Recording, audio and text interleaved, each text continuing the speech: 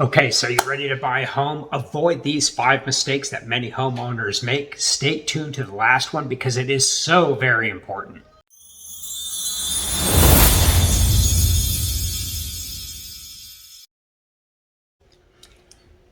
Okay, so let's talk about mistakes that I see buyers make all the time, or sometimes people want to call them blunders and not mistakes. But there are some things that you should and should not do when you're purchasing a home, and these should help you to make better decisions and make the process a whole lot smoother for you.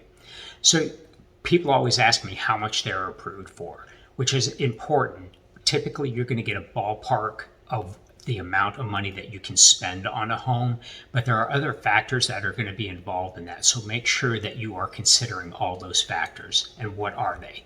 So taxes, insurance, and HOA dues. Everybody always forgets about those, and those will vary depending on the property's location, depending on the community that it may be in, or if the seller has been living in the property for a while. All of those things will affect those other fees that are involved in your monthly payment. So make sure as you're looking at homes that you're also looking at what the taxes, insurance, and the HOA dues are going to be. Make sure that you know where your down payment's coming from. Listen, if you're just putting a minimum down payment of maybe 3 or 3.5%, depending on the loan that you're getting, and that money is coming from a gift, there are very specific rules that will apply when those funds are being transferred. So make sure that you're reaching out to myself or the loan officer that you're working with to get that proper procedure, because that will make your loan a whole lot easier getting to closing. And that is very important. Also, the down payment is going to affect whether you have mortgage insurance, which goes into what we just talked about of what that total monthly cost is going to be. You also want to make sure that you have the proper documentation ready to go before you ever start looking for a home. And that basic documentation is going to be 60 days worth of bank statements, which is 2 months. Some lenders can pull that in automatically, which makes it a whole lot easier on you. But you also want to make sure that you look at those bank statements. Do they have large deposits that the lender is going to question?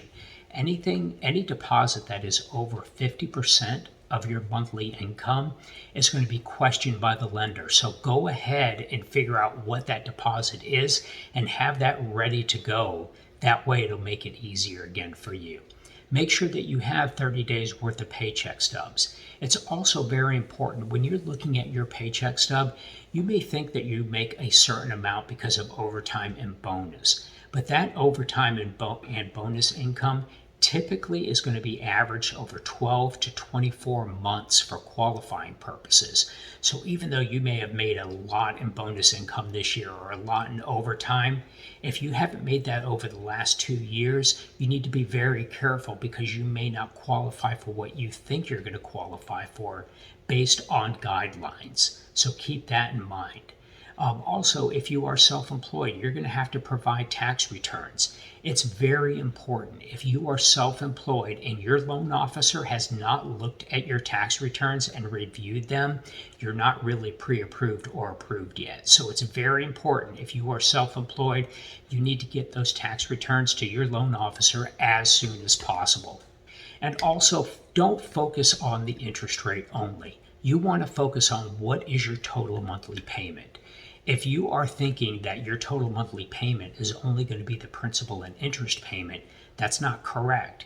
The lender is going to take into account your mortgage insurance, the taxes, insurance, and HOA dues, all which is going to make up your total monthly expense for that home. And you want to make sure that you qualify for those, and you need to make sure that you know what that total monthly payment is going to be.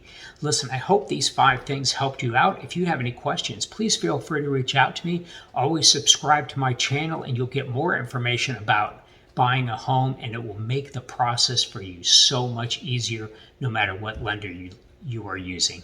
And listen, I am here as a resource. If you have any questions about your home loan, if you're in the state of Florida and you just want second eyes to look at it, please feel free to reach out to me. And you never know, you may get a better deal from me. Have a great day.